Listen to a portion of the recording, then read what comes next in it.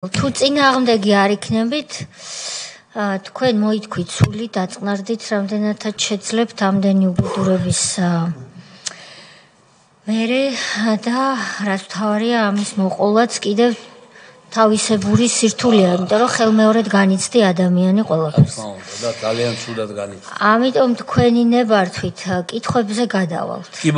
კი ბატონო. მე დაგისვავთ რამდენიმე კითხვას და შემდეგ კომისიის წევრებს ვთხოვ, რომ სხვა კითხვები დასვან. თავიდან რომ მივყვეთ თქვენს მონათხრობს. თქვენ ბრძანეთ, რომ ვინმე ზალ სამხარაძის მეშვეობით შემოთვალეს და შეხვედრა სულ თავიდან, სანამ ეს უბედურებები, ასე ვთქვათ, თავის მასშტაბს შეიძენდა. შემოთვალეს, რომ შეხვედრა საჭიროა იმ კომპანიებს, ვინც ნავთობის ბიზნესში იყო იმ დროს ჩართული და ლუკოილში შედგა შეხვედრა. კი, ლუკოილის ოფისში ბატონ ზაზა ქათამაძის თანდასწრებით.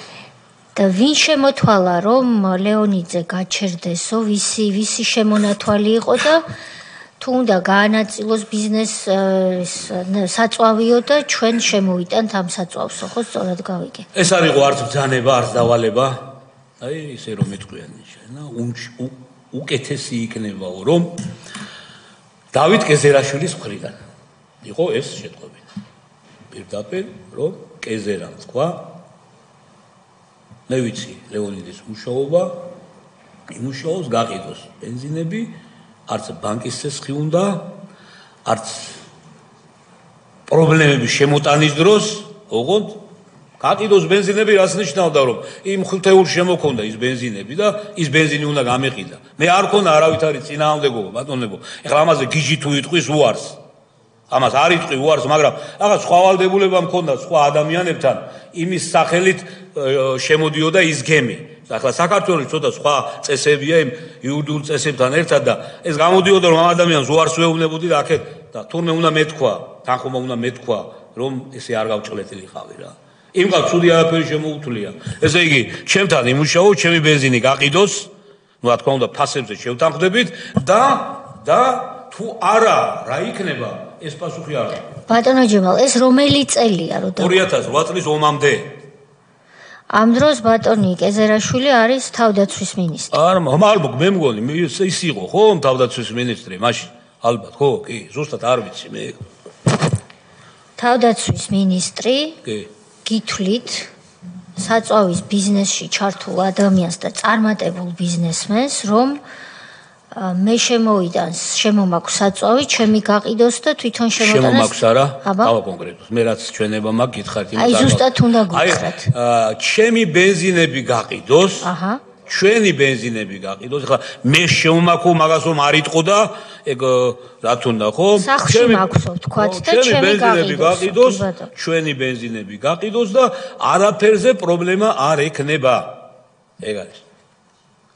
გასაგებია. ეს შემოთვალა კეზერაშვილმა, რაც თქვენ არ გაითვალისწინეთ. არ გავითვალისწინე და იმ დღესვე ღამის პირველ 2 საათზე მოხდა ჩვენი შეხვედრა ამ პიროვნებასთან სასწრაფოდ პასუხი ეჩქარებოდათ იოსებიძის ქუჩაზე, ხო და უთხარი რომ ვერა, მე ეხლა ამ ხალხთან ვარ და ისი პირით შეუთვალე თუ არის? ისევ ზალ სამხარაძის პირით. ისევ ზალ სამხარაძის პირით. ვინ იყო ამ დროს ბატონი ზალ სამხარაძე? ბატონი სამხარაძე იყო ბიზნესმენი, რომელსაც ჰქონდა ურთიერთობები ძველთანაც და ახალთანაც ხელისუფლებასთან ნორმალური პირობებით აკეთებდა ბიზნესს და ჩემ კომპანიაში ჰქონდა თანხა ჩადებული საბრუნავი თანხა, რომლითაც ის საწვავი შემომქონდა, რომელიც ამ ეპიზოდს უკავშირდებოდა. ერთი გემი. გასაგებია. და თქვენ ბატონ ზალ სამხარაძესთან დაიცავით ის ქცევა, რაც ბიზნეს და მორალს შეეფერება და უარი უთხარით თავდაცვის მინისტრს კეზერაშვილს, რომელიც 2006 წლიდან უკვე თავდაცვის მინისტრია და გეუბნებათ, რომ ჩვენი საწვავი ბენზინები გაყიდე და არ გექნება პრობლემა. რამდენად იყო თავდაცვის მინისტრი თქვენი აზრით უფლებამოსილი, რომ ბიზნესმენისთვის ამგვარი შემონათვალი გაეკეთებინა? რამდენად იყო კანონში ჩამჯდარი ეხლა ეს ჩემი გადასაწყვეტი არა. მაგრამ უფლება რომ მქონდა ბენზინებს ანაწილებდა, ეს ქვეყანა მიცოდა და მარტო მე არ გეუბნებით ამას. გასაგებია. ბატონო ჯემალ, შემდეგ თქვენ ბრძანეთ ასეთი რამ, რომ TBC ბანკმა ჩვენიერ დღეს მოგთხოვათ, რომ 3 თვის ვადაში თუ არ ვცდები დაფარე თანხებიო. დიახ. 4 თვის. 4 თვის ვადაში დაფარე თანხებიო და თქვენ მოგიწიათ 4 თვის ვადაში 3 მილიონი დოლარის მობილიზება. კი. და 2008 წლის დეკემბერში TBC-ისთვის დაბრუნება ჩარიცხვა. რომ არა ეს მოთხოვნა ჩვეულებრივ პირობებში რა ვადაში უნდა დაგეფარათ ეს 3 მილიონი დოლარი? ეგ იყო მიზნობრიობა მაგ თანხისა საბრუნავი თანხა. საბრუნავი თანხა როგორც წესი არ იყო გძელვადიანი. მაგრამ მაგ დროს არ უწევდა დაფარვა. ხომ არ გახსოვთ როდის მოუწევდა? ალბათ მინიმუმ აი მომავალი წლის ბოლომდე რა, მინიმუმ რა. იმიტომ რომ ახალი გაახლებული იყო სესხები, მე TBC ბანკთან ურთიერთობა სესხებთან დაკავშირებით დავიწყე 2007 წელს. 7 წელს. ხო და იქიდან მოყოლებული იყო გძელვადიანი კრედიტები ქონების შესაძენად, იყო საბრუნავი თანხები და ეს რაც მოთხოვნაა დააყენეს, ეს იყო საბრუნავი თანხები, რომელიც არ იქნებოდა გძელვადიანი, მაგრამ მინიმუმ ალბათ 2-3 წელიწადი ქონდა ვადა რა. ესე იგი, რომ შევაჯამოთ პასუხი, თქვენ ამბობთ, რომ არა ეს მოთხოვნა, რომ 4 თვეში დაფარე ეს თანხაო და ჩვეულებრივად რომ წასულიყო პროცედურაც და ცხოვრებაც, თქვენ სადღაც 12-15 თვეში მოგიწევდათ ამ თანხის გადახდა, რაც მოგიწიათ 4 თვეში.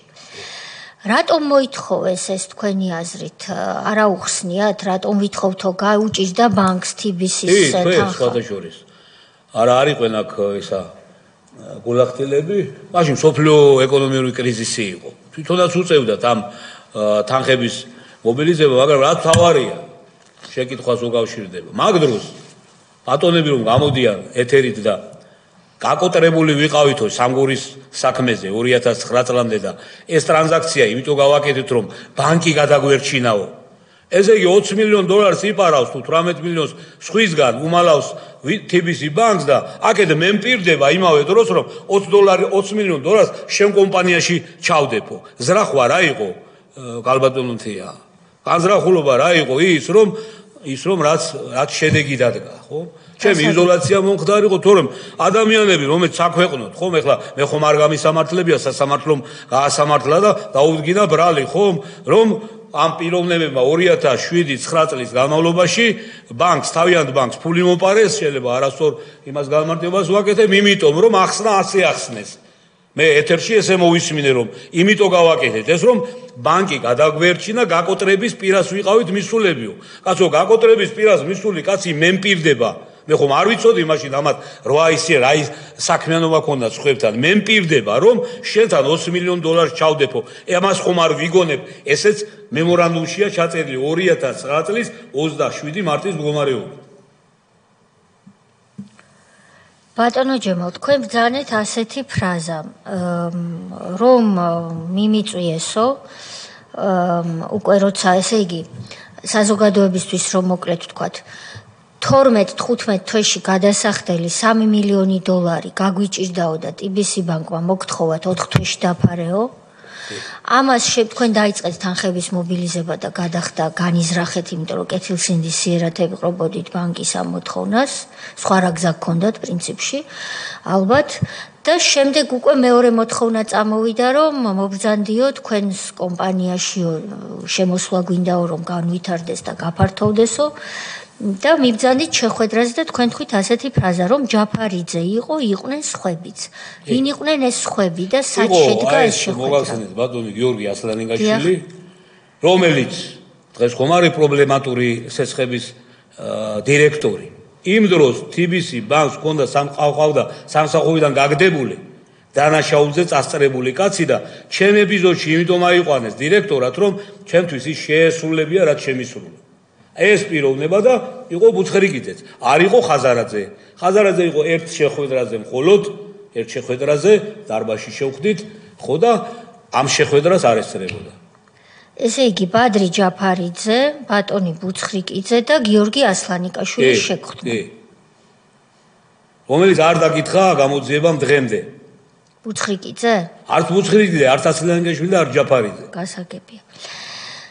შემდეგ თქვენ ბრძანეთ ესეთი რაღაცა, რომ მე მითხრესო, რომ TBC-ის შეხვედრაზე, რომ თქვენი კომპანია გვინდაო, რომ ასე ვთქვათ, ვეთანამშრომლოთ და ვიყოთ ბიზნეს პარტნიორები გავხდეთ, იმიტომ რომ თქვენი ფერები მოგწონსო, თქვენ იხუმრეთ, თუ ეს ნამდვილად. ნამდვილად, სერიოზულად. ვინ თქვა ეს?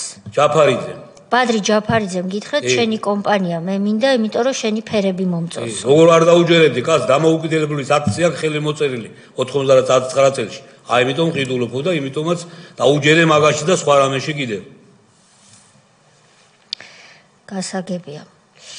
თქვენ ბრძანეთ ასევე, რომ ჩემი კომპანიის 75% იყო ჩემიო და 25 ვისი იყო, სხვისი იყო? 25 იყო, მყავდა კიდევ პარტნიორები. ერთს ჰქონდა 15%, დანარჩენებს 5-5 ორს. მათ მსგავსი უბედურება თავს აღარ დასხდომიათ რა მე კონკრეტული ის არ ქონია ამ თემასთან დაკავშირებით, მაგრამ ერთი იყო რომ კომპანიის ამ იმაში მოხვედრის შედეგად არ თვითონ დარჩენილან ისე მშრალად რა იყო ზეწოლებიც, იყო დაშინებებიც, შეშინებებიც, მაგრამ რა დოზით და ვისგან და რისგან ეს უკვე ჩემი გადატვირთული გონების ის არ იყო მაშინ და არც დღეს მომიკითხია რა. კარგი. მაგრამ მათგან რაიმე ტიპის ან მხარდაჭერა ან გულშემატკივრობა არ გინახავთ? ეხლა გულშემატკივრობა ცოტა ისეთი სამოქალაქო ფრაზა, გულშემატკივრობა შეიძლება გული ეთკინათ, მაგრამ მე პირადად დახმარები და ჩემ ოჯახს არავინ არ დახმარებია. შემატკივრობა? არავით არის დახმარება ჩემი ოჯახის მიმართ, ციხეში ყოფნის დროს, ბოდიში ეხლა ბარემ მივაყოლებ ხარ ბატონ, 1 კილო ვაშლი არ მოუტანიათ ციხეში, ბატონი ხაზარაძე დღეს ამაღლობელ მზია ქალბატონს გულშემატკივრობს ციხეში და პერედაჩებს უგზავნის და მე მოწილე ვიყავი. აი იმაზეა დაფიქსირებული, რა ქვია, მემორანდუმი მოწილე იყო ჩემი და 1 კილო ვაშლი არ მოუტანია, ან არ გამოუგზავნია და ოჯახში არ გაუგზავნია 100 ლარი, რომ ცოდვაა ის კაცი და მიხედეთ. სულ ყველაზე გაგეცით პასუხი. კარგი. მადლობა. შემდეგი კითხვა მე რაც მაქვს, თქვენ როდესაც უკვე დაგაპატიმრეს, ეს არის 2009 წლის აგვისტო, ხო? 13 აგვისტო. 13 აგვისტო. რომელ საპატიმროში იყავით და თუ შეძლებთ რომ პატიმრობის შესახებ გვიამბოთ და ამ პატიმრობის ჟამს ხომ არ რა პირობებში იყავით, ეს გვაინტერესებს და ხომ არ ყოფილხართ დასჯილი ან ნაწამები ან რა ადამიანური მოპყრობის მსხვერპლი ხომ არ ყოფილხართ ან სამარტო საკანში ან ფუქსში. ეს ხვისი ხომ არ გინახავთ, სხვისი წამება. ერთი იმით ზედმეტად დავისაჯე რომ ჩემი იყო ესა 180 მუხლი თაღლითობა და 362 ყალბი დოკუმენტები დახურული რეჟიმი დამინიშნეს. დახურული რეჟიმი. 36 წელს ცხოვრობდა პროკურორი, მოსამართლემ 15 წელიწადზე 6 თვე გამომიტანა და ამინისტიების შემეხო მაშინვე და დამჭა სასჯელი 10 წელიწადი და 6 თვე დახურული რეჟიმი. დახურული.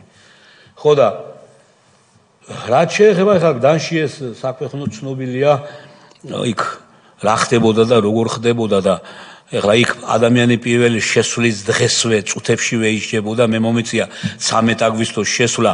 გდანში იყავით? გდანში ვიყავი 1 წელიწადი. სამდღიანი ის რომ მქონდა მე წინა საპატიმრო ხო მანამდე მე შევედი იქა და მომიწვა ბოდიში და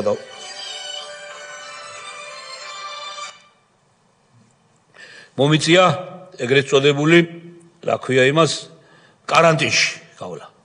კარანტინში გავლა, სადაც ერთ დაახლოებით 25 კვადრატულ მეტრა იმაში, რა ქვია, ფართში, სადაც 2 ორსართულიანი ის იდგა, რა ქვია, საწოლი ვიყავით 40 კაცამდე ერთი პერიოდი. იქ დაწოლაზე ლაპარაკი ზედმეტი იყო და აი ყველაზე ამაზენი რაც იყო, ეხლა შედიხარ პირველად, ეხლა ჩემი სფერო მოღვაწეობის სულ სხვა სისტემა და სულ სხვა ამბავი იყო და აი ყველა ახალგაზრდა ბიჭები იმას გაცილებულები არასრულწლოვ იმას რა თქმა უნდა 18, 19, 20 წლის ბიჭები და აი ამ 40 კაცის ნასუნთქით ერთი ცალი ის ქონდა მარტო ფანჯარა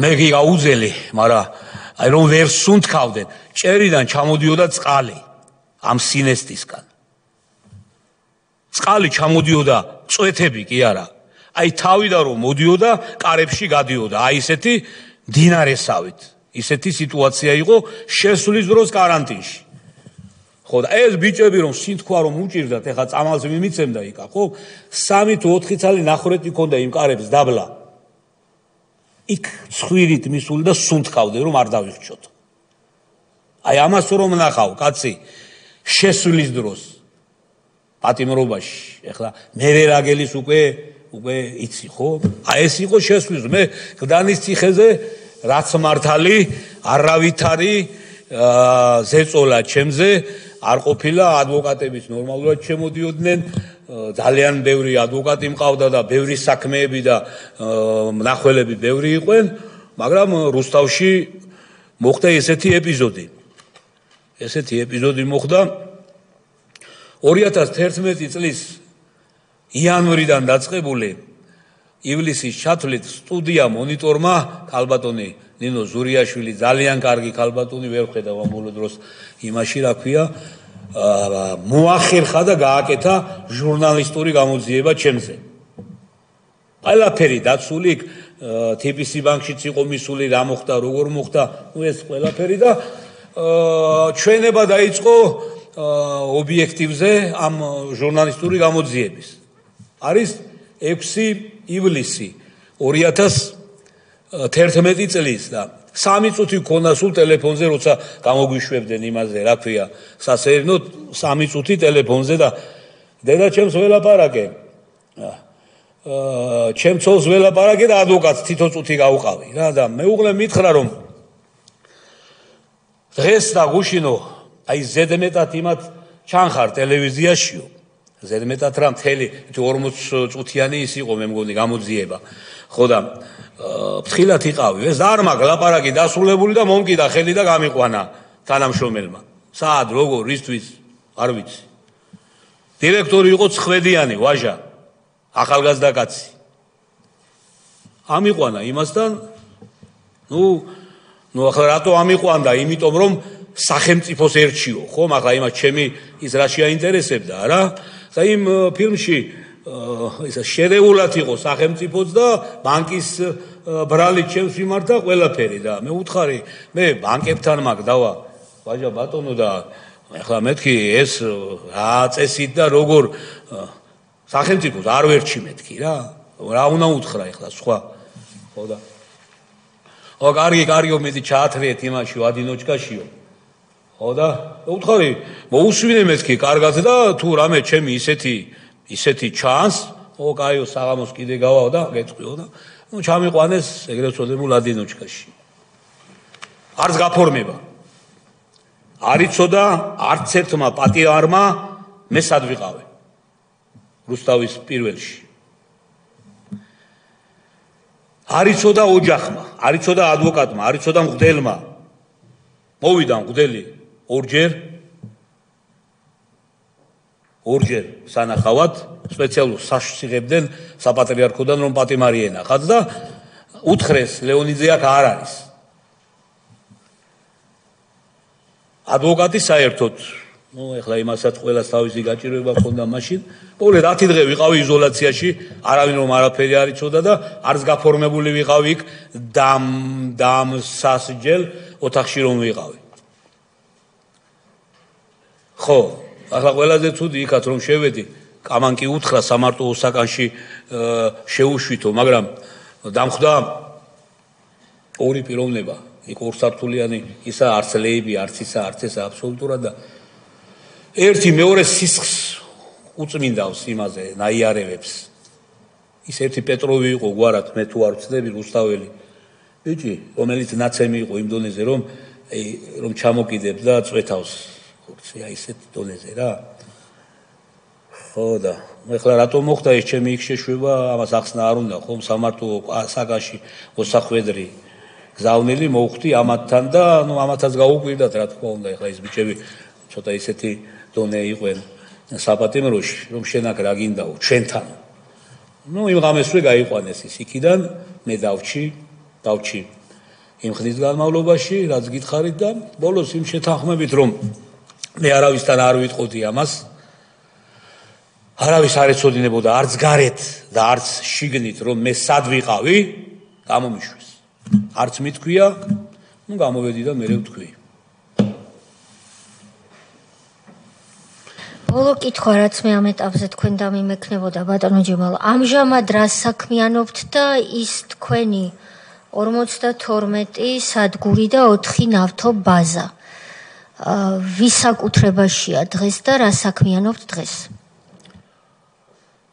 თავარი დავიწყოთ 52 ავტოგასამართი და ნავთო ბაზები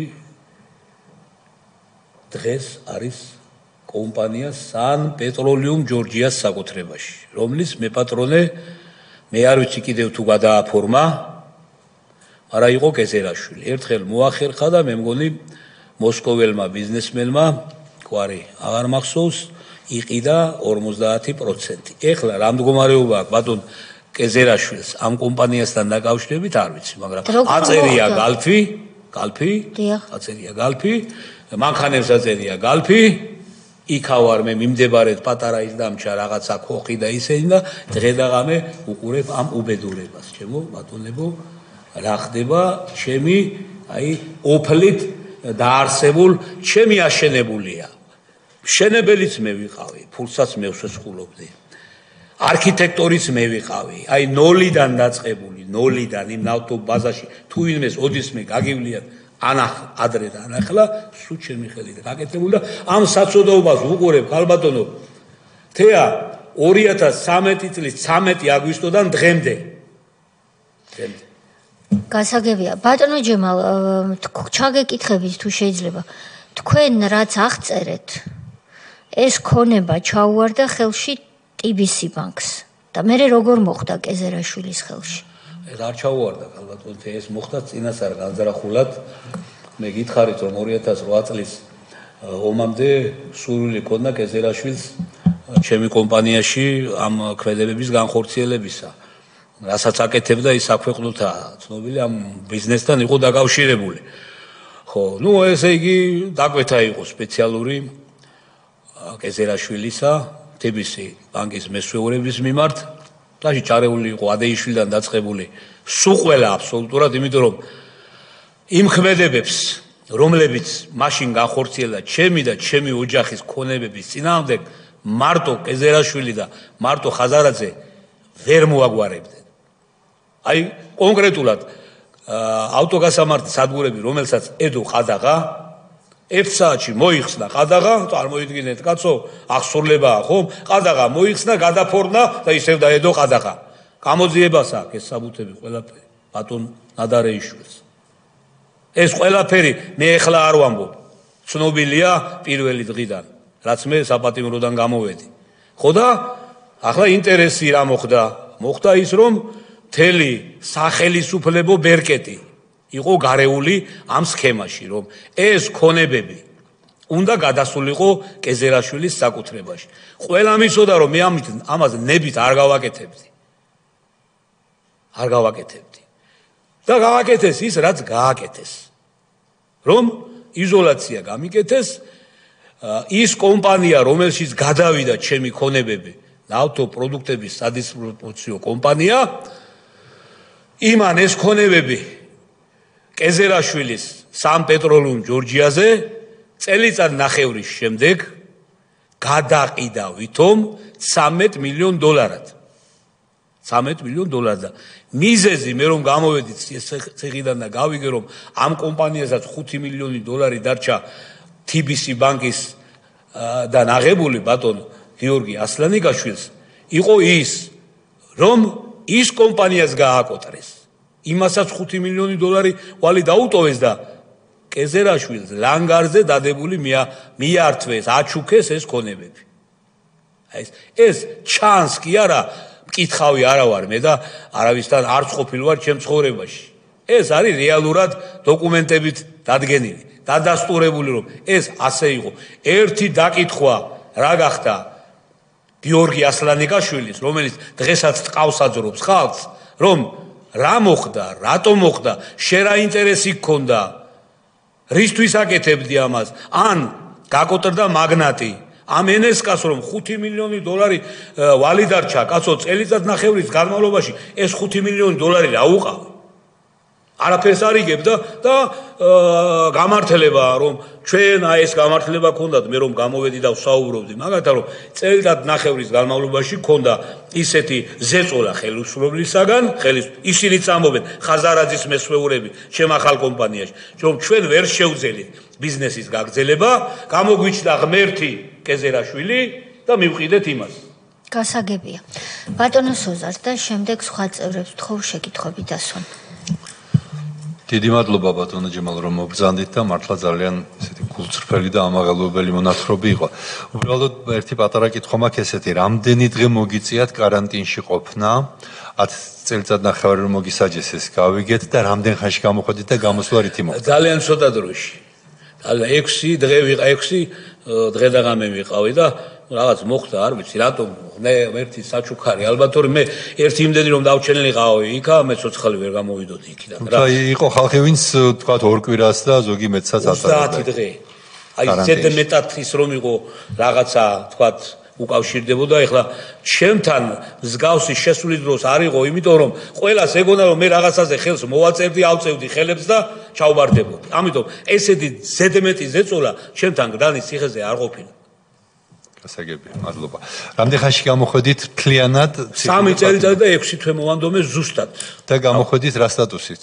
გამოვედი პოლიტპატიმრის სტატუსით, ევროკონვენციის მე-6 მუხლია თუ რა, რომელიც მე არა ვარ პარტიული, არც ყოფილი ვარ ჩემ ცხოვრებაში, ხო და როგორც სახელმწიფო ბერკეტის მიერ ქონებების წართმევა თუ რაღაც ესე კლასიფიცირდება რა ის ამ სტატუსით გავედი მე პოლიტპატიმრად. დიდი მადლობა და კიდევ ერთი ახლა თქვენ პრინციპში ეს ახლა რასაც გითხავთ ამაზე პასუხი უკვე გაეცით ეს სხვადასხვა დროს ბევრჯერ რაღაც ნაწილები, მაგრამ ერთიანად რო ვთქვათ.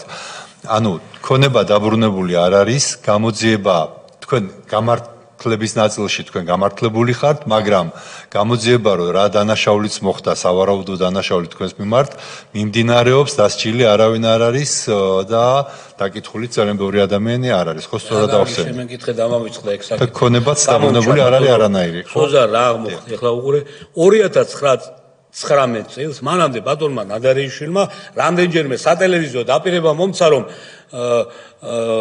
ლეონიძის საქმე მალე ნახავს ღის სინათლეს. 19 წელს 2019 წელს პროკურატურამ, მთავარმა პროკურატურამ სამხარაულის ეროვნულ ბიუროს მიცა შესაფასებლად ჩემი ქონებები და ბიზნესი. 2019 წელს 2025 წელს მივიღეთ პასუხი. სამხარაულის ბიურო პატოვი ივანიშვილია გვარად თემური თუ შოთა არ მახსოვს, რომელმაც ადვოკატთან შეხვედრის დროს მითხრა მე რასაც მინდა დავწერ ამ ნაწარმოებშიო, მიცა პროკურატურას ესეთი პასუხი. სამხარაულის ეროვნულ ბიურო ვერ აფასებს 2009-10 წლის მდგომარეობით მაგნატის ქონებების და ბიზნესის ღირებულებას. აი ესე მიმდინარეობს ჩემი გამოძიების პროცესი. 2025 წელს 7-6 წლის მერე. 6 წლის მერე. აქედან გამომდინარე პროკურატურას თქო მომეცი დაზარალებული სტატუსი. კაცო, თუ მე მაღიარე რომ უკანონოდ დამაკავეს. თუ დაწერე რომ ჩემი ავტორიტეტის იმიჯის თავმოყარების შელახვის გულისათვის დამიჭირეს და დაწერე შუამდგომლობა რომ მე ვარ დაზარალებული ამ მომენტში, ანუ უკანონო პატიმრობით მეკუთვნის ზიანის ანაზღაურება. კაცო, პატიმრობა ჩემი რისთვის მოხდა, ხომ საქვეყნოდ ცნობილია. ქონებების ნაწილში ჩემი დაზარალებული სტატუსის დაწერას რა უნდა ბატონო სუზარ, ხო? არაფერი აბსოლუტურად. მე ამას ისე არ ვამბობ, რომ ეს ხომ ქაღალდზეა, თვითონ თავისი ინიციატივით, არა, მე შევედი სასამართლოში გამომართლებელ განაჩენზე, პროკურატურა არ შესულა 2020 წელს, სასამართლო მოითხოვა მხარეთ პროკურატურა და პროკურატურამ წარადგინა შუამდგომლობა. ჩემ უდანაშაულობაზე. მოწინააღმდეგე მხარე აღარ მყავდა. გამართლების დროს გამამართლეს არც უზენაიში აღარ გასაჩივრებულა და დღეს მეუბნება ეს ორგანიზაცია რომ შენო ვერ გაღიარებ დაზარალებულად, იმიტომ რომ გამოძიება კიდევ გრძელდებაო და ამ გამოძიებით დასამთავრებლად სამხარაულმა მიწერა ის, რაც მიწერა. მე მაქვს ალტერნატიული დასკვნა კერძო აუდიტისა. რა შეადგენა ჩემი ქონებების და ბიზნესის ღირებულება იმ დროს. ან ეს გამოიყენე.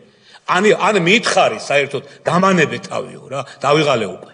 ბოდიში ემოციისათვის. მე მგონი ძალიან დიდი მადლობა ეს სამოქალაქო საქმეზე და ქონების ნაწილში ერთი ნაწილი და ერთი მხარე და მეორე. სისხლის სამართლის საქმეზე თქვენს მიმართ მომხდარი სავარაუდო დანაშაულის მიმართულებით. გამოძიებაზე რა ხდება თუ გაქვთ ინფორმაცია? სისხლის სამართლის საქმე დამთავრდა ხო? არა, თქვენს მიმართ მომხდარი დანაშაული, ის რომ თქვენ გამართლდით ერთია, მაგრამ ხო მოხდა დანაშაული, ხო იყო იქ? არა გაგრძელება არაფერი იმას. თქვენ მივხვდით, იქ ეპიზოდებში იყვნენ სხვადასხვა ფიგურანტები, სხვადასხვა საჩვენებელი პროცესი მოაწყეს და 16 კაცი გაგვასამართლეს ერთად. სხვადასხვა ეპიზოდებში მონაწილე და ამ 16 კაცს დაგვაატარებდნენ იქ და იქა, სულ არ მეხებოდა მის საქმე. აი ჩემ ეპიზოდში მონაწილე პიროვნებებმა ვისი გულითაც მე ბრალი შემერეცხა, ფაქტობრივად ერთი ადამიანი იყო, ვინც ირიბად დაწერა, რომ ჯემო ლეონიძე ისეთი კაცი ამას უნდა ცოდნოდაო თორემ. იცოდა და გააკეთაო კი არა, ამას უნდა ცოდნოდა, რომ მე ამას ვაკეთებდი, ამით დამაკავეს. სხვა ჩემ წინააღმდეგ ჩემთან ჩვენება არ არსებობდა ბუნებაში. ერთადერთი ეს იყო. ხო ეხლა ის პიროვნებაც, რა ვიცი, თავისუფლებაზეა, ისიც სხვა და ამ ნაწილში გამოძიების ნაწილში კონკრეტულ დანაშაულთან დაკავშირებით რაც მე მქონდა შერაცხული, მე ბოლო არ ვიცი რა მოხდა. ერთი იყო რომ გამოვედი იქიდან საპყრობილედან, მაშინ უგულავა იყო ქალაქის მერი და სპეციალური დავალებით მოითხოვეს იმ ზიანის ანაზღაურება, რაც მე იმ ეპიზოდების ყალბი რეგისტრაციის გამო დამეკისრა. 2 მილიონზე მეტი ლარი იყო ის ზიანი, რომელიც მე უნდა გადამეხადა მერიისათვის, იმიტომ რომ ეს ეპიზოდები მე გავაყალბე. ეს ბრალდებაც მოიხსენი, გავიარე სამივე ინსტანცია და სასამართლომ გამამართლა გამამართლებელ განაჩენამდე ბატონსოზე. სანამ ჩემი სისხლის სამართლის გამამართლებელი განაჩენი დადგა, მე ამ სამოქალაქო დავაში მერია რომ თხოვდა უგულავას ისა რა ქვია ამ ზიანს იქაც გავმართლი. ანუ მე გამართლებული ვარ როგორც ქონების ზიანის ანაზღაურების ნაწილში, ისე სისხლის სამართლის ბრალდებაში, მაგრამ ამ საქმეს თვითონ რა ბედი ეწია, მე არ ვიცი. რაც თავარია ის ეპიზოდები, მაგრამ ამ საქმეს უკავშირდება, რომელზეც მე ბრალი მქონდა შერაცხული, 4 ეპიზოდი იყო, არც ერთი არ წაუღია სახელმწიფოს. ანუ თუ გაყალბდა ქონება, თუ ყალბი რეგისტრაციით გადაფორმდა ვინმეზე, რა მნიშვნელობა ლეონიძე იქნება თუ მაგნატი, ხო? ის ხომ უნდა სახელმწიფოს დაუბრუნდეს. ესია ხო? წესი ახლა იურისტები თქვენ მზანდებით და თუ გაყალბებულია საგანი და მე გამყალბებლად ჩამთვალე, საგანი ხომ უნდა წაიღო, კაცო არ შეხებია, იმას არ არის, მთავარი იყო ჩემი გასამართლება. მთავარი იყო ჩემი იზოლაცია, თორემ ის ქონებებად დარჩა. და პატრონებიც და სულ ყველა აბსოლუტურად. დიდი მადლობა დავამთავრე ბატონო. გამარჯობათ. კიდევ ერთხელ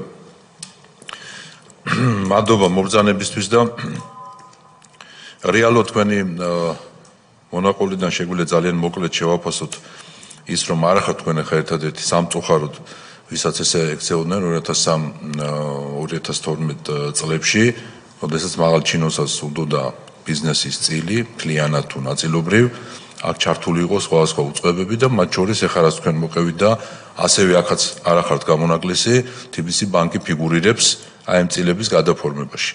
აი კონკრეტიკაზე რომ დავიდეთ. თქვენ თქვით რომ 2008 წელი იყო, როცა მოგთხოვათ TBC ბანკმა 3 მილიონის დაფარვა. კი. და ეს მოახერხეთ როგორღაც და 2008 კერძო ვალები ავიღე როგორ მოახერხეთ. დაფარეთ. თუმცა მტისიერად მე რატომღაც ჯაფარიძეს ფერები მოეწონა თქვენი კომპანიის 2-3 დღეში რა. დიახ, 2-3 დღეში ფერები მოეწონა და მე გითხრათ რომ 25% უნდათ რომ ეყიდათ. შეფასდა 7 მილიონი ნახევრად და მე 25% დიახ 7 მილიონი ნახევრად შეფასდა და შემდგომ თქვენს რომ 3 მილიონს გადაგიხდითო. კი. გადაიხადეს ეს 3 მილიონი. არა, აი იქ ეწერა 5 წლის შემდეგ. ეგეც განზრახულად იყო, რომ 5 წლის შემდეგ აღარ დადგა. 5 წლის შემდეგ კომპანია რომ დადგებოდა ფეხზე და გასაყიდად გამზადდებოდა, ფულს ჩადებდნენ თვითონ. მე მანამდე დანარჩენ კრედიტორებს ვისტუმრებდი, TBC ბანკიც იყო მათ შორის კრედიტორად და შემდეგში ამ დასრულების პერიოდში ბოლოს გადაიხდიდნენ 3 მილიონს, ალბათ გაქვითავდნენ თუ გავყიდიდით, ან რა ქონდათ გულში მე არ ვიცი. ანუ მაშინვე ამ ჩემი წილის ღირებულების საფასური მათ არ უნდა გადაეხადათ. გასაგებია. ანუ რა თქმა უნდა ის შემცირებული 3 მილიონიც არ გადაიხადეს. დღემდე არა რეალურად კი ბატონო და შემდგომ თქვენ დაგაკავეს უკვე. კი. ამის შემდგომ საპატიმროში თქვენთან ამბობთ რომ თქვენი ქონებები ხან ვიზეფორმდებოდა კომპანიაში. ვინმე არ შემოდიოდა ან თანხმობა თქვენთან ან მოლაპარაკება საპატიმროში? როგორ არა?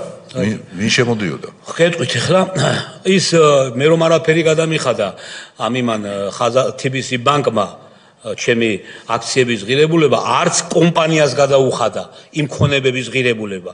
ხომ გაყიდა კეზერაშვილზე, გალფზე, გაყიდა ხომ? ჩემგანაც მე ხომ ერთი კომპანიიდან მეორეზე გადავიტანე იმ შემცირებულ 11 მილიონად. არც ამის ღირებულება ამ კომპანიას მაგნატს არ გადაუხადა და ამის გამო მაგნატი გაკოტრდა. ადგა მან და გახსნა ტრანზიტული ანგარიში და ეს ფული სად წაიღო დღესაც მე არ ვიცი, მაგრამ თვითონ იციან. რაც შეეხება შემოსვლას.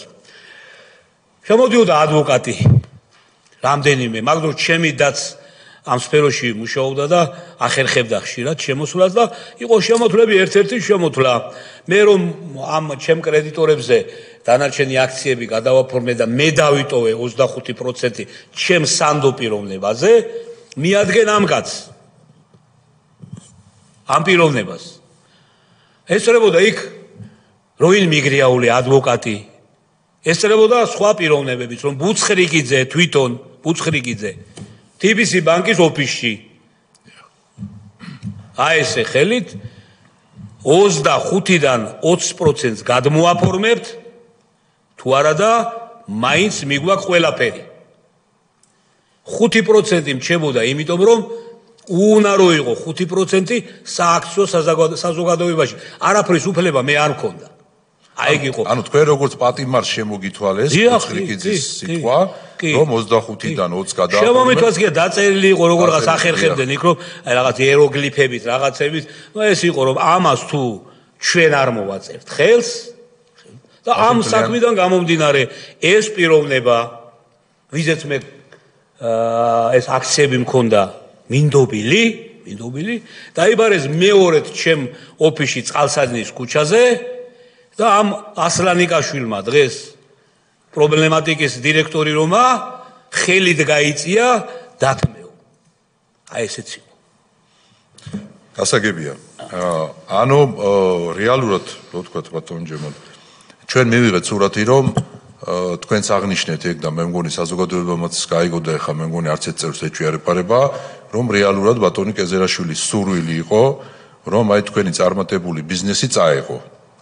ასე რომ ვთქვათ. რა თქმა უნდა ეხა ჩათვალა რომ თვითონ შეიძლება არ უნდა გამოჩენილიყო და რეალურად რაც თქვენ აღწერეთ, რაც ფაქტები არსებობს, გამოვიდა ისე რომ TBC ბანკი ჩაერთო ამ პროცესში, ჯერ თქვენ მოგთხოვათ ვადაზე ადრე აბსოლუტურად უკანონოდ სესხის დაფარვა, შემდგომ წილის ყიდვა, რაც ზოგადად საბანკო პრაქტიკაში ვინც იცის ბანკის კანონმდებლობა მიუღებელია, ანუ საბანკო საქმიანობა საერთოდ არ არის კავშირში ასეთ ტიპის ბიზნეს საქმიანობას, რომ მეტიც აკრძალულია ეს ეროვნული ბანკის კანონმდებლობით, რომ ბანკს კონდეს ასეთ კომერციულ დაწესებულებებში წილი. თუმცა ამას მოახერხებდნენ როგორღაც ახლა.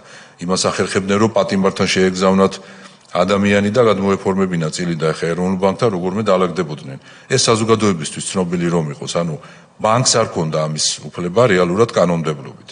საინტერესო იქნება ამაზე თუ მობრძანდებიან რა პასუხს გავცემენ ბატონი ხაზარაძე და ჯაფარიძე. და ბოლოსკენ რომ გავიდეთ და რეზიუმე გავაკეთოთ.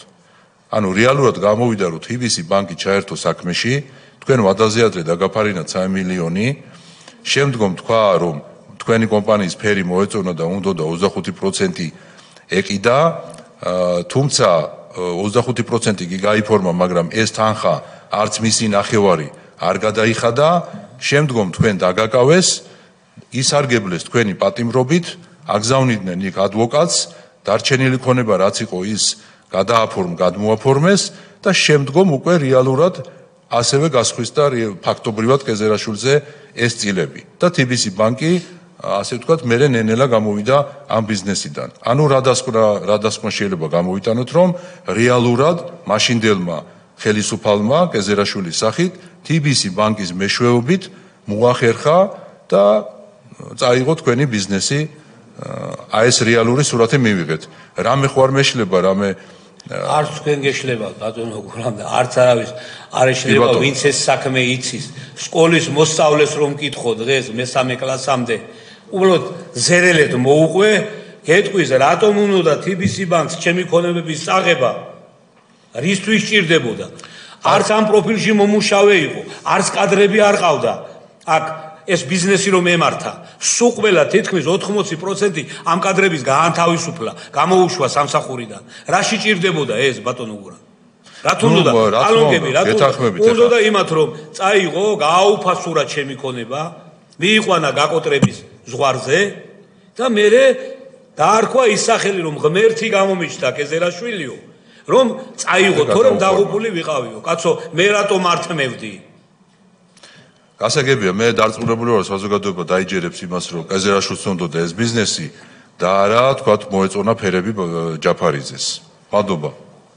ერთი გიტყვი რა კიდევ თქვენ. საზოგადოება ის ჯერა რაც თვითონ უნდა, ბატონო, უბრალოდ აგე უყურებთ რა ხდება და როგორ ხდება ქუჩაში და აქ ეხლა საზოგადოება ბევრი ისე დაიჯერებს, შეიძლება უფრო ბევრმა ხაზარაძის სასარგებლოდ დაიჯეროს. გამოძიება რა სიტყვის მივიდეს, გამოძიება ბოლომდე და მე თანახმა ვარ. მე თუ გადაწყვეტილად მეტყვიან რომ პროკურატურა გავიდა ბოლოში ისე კი არა კიდე მიმდინარეობა, ამას კიდე მიმდინარეობა რა თუნდა, ხო? რომ შენ ჯემალ ლეონიძე ტყუი ხარ. არ ხარ მართალი. გაუსვი ბეჭედი მომეცი და ავწევ ხელებს, კაცო. აღარ მინდა არაფერი. ეხლა საზოგადოების დაჯერება ერთია რომ ბევრი თაყვანისმცემელი ყავს ხაზარაძესაც, ჯაფარიძესაც. ის კაცი არასდროს არ იტყვის რომ ლეონიძეა მართალიო. რაც არ უნდა არგუმენტები დაუდოთ ჩვენ და რაც არ უნდა გადაცემები პირდაპირ ეთერში ხაზარაძის საძმაკაცო და საახლობლო არასდროს არ იტყვის ლეონიძე მართალიაო. ამაში ეჭვი ვინმეს ეპარება? ეხლა დავაჯერებ ჩვენი ხალხს რომ მე ვარ მართალი თუ ის არის მართალი? აქ არის თავი გამოძიების სათქმელი სიტყვა და სასამართლოს, რაზეც იმედი გვაქვს და იმედით შევსქვენით, მაგრამ ამ იმედსაც ხომ დასასრული აქვს რა. აი ეგ არის. ბატონი გურამის ნათქვამს ერთს დავამატებ კეზერაშვილთან დაკავშირებით. ანუ კეზერაშვილი ბოლოში კი გამოჩნდა, მაგრამ გამოჩნდა სულ თავშიც, ანუ სანამ დავაზუსტებ უბრალოდ რა. სანამ ბანკები დაიწყებდნენ თქვენთან აი ესეთ დარღვევით მოქმედებებს, ანუ ვალის ადრე დაფარვას მოითხოვდნენ და მან ამ ყველაფერს წინ უძღოდა, რომ კეზერაშვილისგან მოვიდა თქვენთან ადამიანი, რომელმაც მოითხოვა, რომ თქვენს მიერ შემოტანილი ბენზინი ვიღაცისგან რო ყიდულობდით, იმისგან აღარ იყიდო. არ დავარქვათ ბატონს. გადმომცა იმის დანაბარები. ასე გააკეთოს არ უთქვია. ნუ თქვა რომ თუ აგი იქნება არც ბანკის სესხი უნდა, არც ისე თორემ არ დამუქრებია. ამას ვერ ვიტყვი რა. შედეგი ყველაფერს დაჩერება, მაგრამ იმ თავშიც იდგა და ბოლოშიც კეზერაშვილი ამის ჯემალასო, ლეონიძეს და ეს ბენზინები თუ არ გაყიდა, მსგავსი არ ყოფილა. მაგრამ იმ დროის განმავლობაში სანამ დამაკავებდნენ ნაცნობებიდან 5 კაციდან 4 მეუბნებოდა რომ უნდა დაგიჭირონ. ეგ იყო თუ პროკურატურასთან, თუ სასამართლოსთან ოჯახები დაახლოებული ადამიანები, რომლებიც იყვნენ საქმის კურსში, რომ მე უნდა დავეჭირე, მაგრამ მე ხომ არ უნდა დავეჭირე იმის ალმასხანის რაღაცა იმის გამო არა, უნდა დავეჭირე კეზერაშვილის ბრძანებით, ხომ? ეხლა ეს სცენარი ვინ დადგა, ვინ შეუკვეთა? ვისაც ქონება უნდა და ბოლოს ვის ხელშიც აღმოჩნდა ქონება, შემკვეთი ხომ? არა შეიძლება სხვა იყო და ამის ხელ, რასაც ხაზარაძე ამბობს, რომ მეო გადამარჩინაო კეზერაშვილმა, თორემ ბოდიში და შეტენილი მქონდა ეს ქონებებიო, ასე იყო, ეს ვინმე შეიძლება დაიჯეროს? ეს იყო შეკვეთა, დაკვეთა კეზერაშვილის, უნდოდა ეს გასამართი სადურები, არ უნდოდა ფული გადაეხადა ჩემთვის, რახან ალბათ მაშინ უარი უთხარი და გააკეთა ის რაც გააკეთა. ეგ იყო? დიდი მადლობა.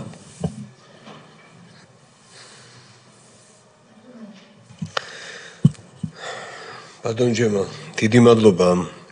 მძიმე